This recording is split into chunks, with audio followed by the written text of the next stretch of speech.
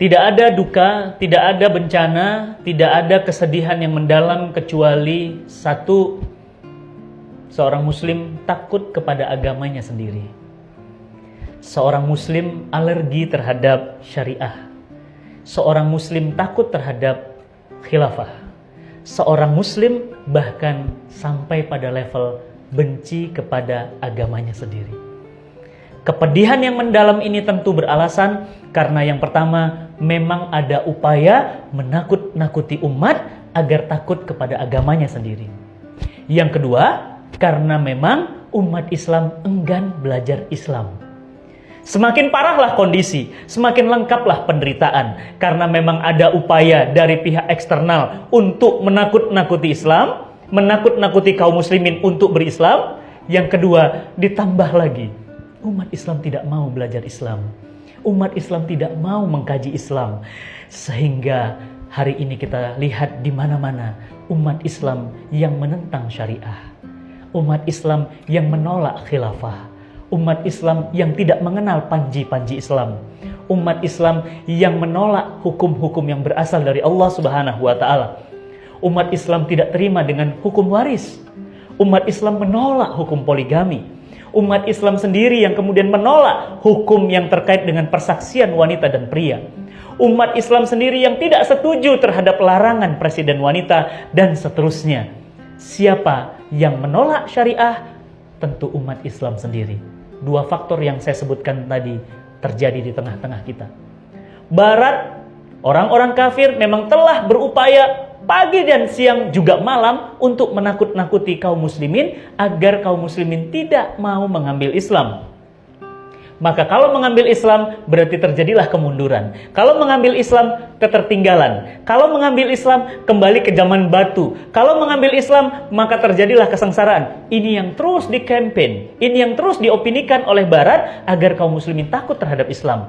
Yang kedua, umat Islam rendah kesadaran untuk belajar Islam secara mendalam.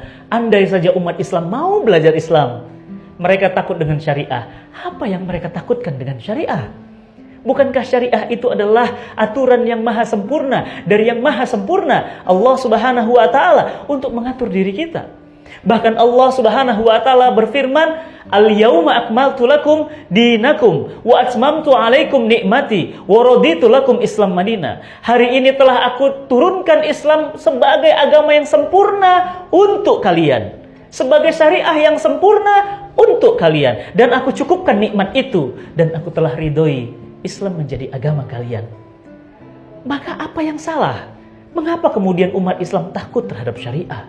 Mengapa umat Islam takut? Umat Islam fobi terhadap syariah. Mengapa umat Islam adalah pemimpin garda terdepan terhadap penentangan agama untuk agamanya sendiri? Oleh karena itu sahabat cinta Quran yang dirahmati Allah, tentu dua syarat tadi, tentu dua sebab tadi. Yang pertama adanya upaya, yang kedua ditambah enggannya umat Islam belajar Islam. Bayangkan, Islam di Indonesia, 58% umat Islam tidak bisa baca Quran. Ini adalah sebuah fakta, nyata, data bahwa umat Islam tidak mau, enggan untuk belajar Al-Quran yang merupakan sumber hukum syariah yang diturunkan Allah Subhanahu wa taala untuk kita. Ini merupakan bukti. Oleh karena itu sahabat cinta Quran yang dirahmati Allah, tidak ada lagi yang bisa menghambat, menakut-nakuti umat Islam jika memang kita sendiri yang memiliki antibodi yang kuat, memiliki daya tahan tubuh yang kuat, yakni jika kita belajar Islam secara benar, maka opini apapun yang masuk kepada kita tentu akan otomatis tertolak karena kita sudah memahami agama yang sempurna ini.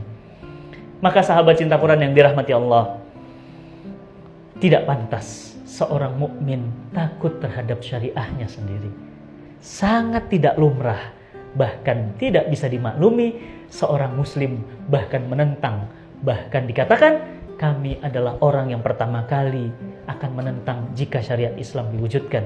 Tapi nama mereka Ahmad, nama mereka Muhammad, nama mereka Ulil, nama mereka Gunawan Muhammad, nama mereka Lutfi Saukani, nama mereka nama-nama muslim.